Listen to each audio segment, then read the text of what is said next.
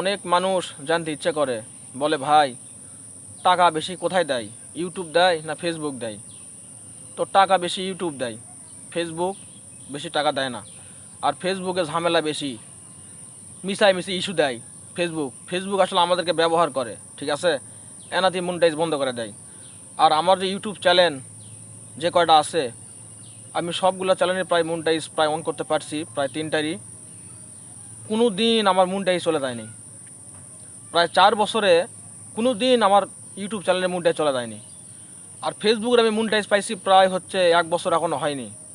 এর মধ্যে আমার 4-5 বার মনিটাইজ চলে গেছে, ফেসবুকের 4-5 বার চলে গেছে। এই জন্য আমি বেছে নিছি ইউটিউব, কারণ আমি সবসময় ইউটিউবেই থাকি।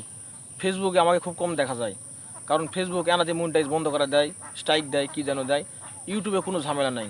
তো সবাইকে সাজেস্ট করব ইউটিউবের জন্য সময় দেন, কারণ ইউটিউব হচ্ছে অনেক বড় একটা প্ল্যাটফর্ম।